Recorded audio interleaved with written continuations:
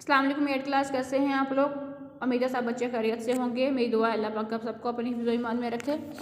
तो हम सबक पढ़ रहे थे आगही, जिसमें हम एक चौधरी साहब के बारे में पढ़ रहे थे कि उन्होंने अपने अपनी आबा अजदाद की ज़मीनें थी उनको बेचकर वो शहर में शिफ्ट हो गए और वहाँ पर जाके उन्होंने अपने लिए एक रेस्टोरेंट खोला, मैरिज हॉल खोला। तो वो उनके साथ ये प्रॉब्लम थी कि वो हर वक्त हालात के साथ शिकवा करते रहते, अपने हालात के साथ, गवर्नमेंट के साथ, कि गवर्नमेंट ये सारे काम जो किए हुए हैं वो किस लिए हैं, इतने पुल बनवाने की क्या ज़रूरत थी, सड़कें बनवाने की क्या ज़रूरत थी, या मेट्रो बस बनवाने की क्या ज़रूरत थी, और वो जो हुकूमत के टैक्स थे वो भी अदा नहीं करते थे। तो इसी दौरान उनको अपने घर से एक फ़ोन रिसीव हुआ जिसमें उन्हें पता चला कि उनके बेटे का एक्सीडेंट हो गया है। और उस वक्त अचानक से यूँ हुआ कि उनकी गाड़ी जो थी, उनका ड्राइवर कहीं लेकर गया था और उन्हें एमरजेंसी में टैक्सी करवा के अस्पताल पहुंचना पड़ा। तो रास्ते में ट्रैफिक की वजह से उनकी गाड़ी रुक गई। जब उन्होंने पीछे मुड़ के देखा तो वहाँ पे एक एम्बुलेंस थी। उन्हें कुछ वक्त के लिए इस बात का एहसास हुआ कि इसके अंदर जो मरीज़ है, कहीं ट्रैफिक की वजह से देर हो जाए, कहीं ऐसा ना हो कि उसका सांस बंद हो जाए या उसका दम टूट जाए। तो ऐसा ही हुआ कि अचानक से उनको वहाँ पे आवाज़ें आना शुरू हुई, जिसमें पता चला, इस चीज़ का एहसास हुआ कि ट्रैफिक की वजह से एम्बुलेंस आगे ना बढ़ सकी, मरीज़ को बर वक्त अस्पताल ना पहुँचाने की वजह से वो इस दुनिया से जा चुका है। तो इसी दौरान वो अस्पताल पहुँचते हैं।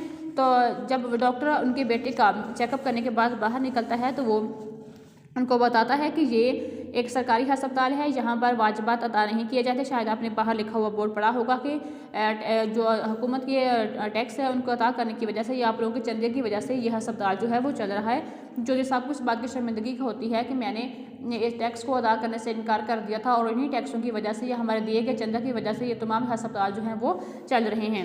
तो इस तरह अस्पताल से बाहर निकलने पर उनको गाड़ी ना मिलने पर या टैक्सी भी ना मिलने पर तो मेट्रो बस के ज़रिए उन्हें अपने घर आना पड़ा। तो फिर उन्हें इस बात का एहसास हुआ कि जो मेट्रो बस जो है ये भी हमें बर वक्त पहुँचाने में हमारे लिए मददगार साबित होती है।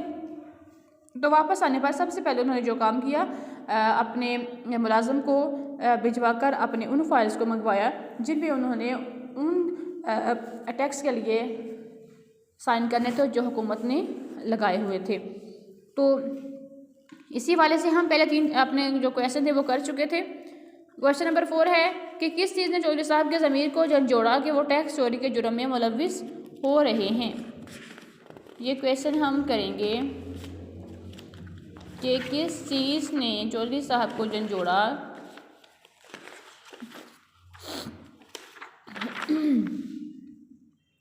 जब चौधरी साहब ने अपनी आंखों से देखा कि लोगों को भलाई के लिए किए गए काम उनके बेटे के इलाज मुआवजे में किस तरह मुआवन होते हैं, तो उसने अपनी आप को टैक्स चोरी के जुर्म में मुलव्विस पाया कि वो टैक्स चोरी कर रहे थे ना, कि जो टैक्स था वो अदा करने की बजाय वो उसको अपने पास रख रहे थे, तो वो एक किस्म की चोरी ही होती है।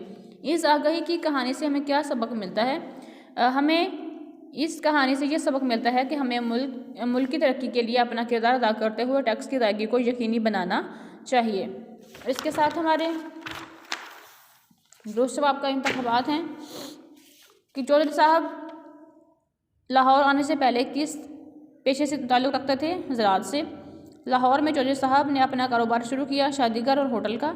चौधरी साहब अपने ज़िम्मे वाजिब अलादा टैक्स अदा करने से गुरेज करते थे। अपने बेटे के ज़ख्मी होने और सरकारी अस्पताल में मुफ्त इलाज से चौधरी साहब का ज़मीर जाग उठा। ये कहानी हमें आगाही देती है कि हम मुल्क की तरक्की में अपना किरदार अदा करें। और दुरुस्त हैं, चौधरी साहब गाँव से शहर में आए थे। ठीक। चौधरी साहब अपने ज़िम्मे वाजिब अलादा टैक्स शौक से देते थे। क्रॉस।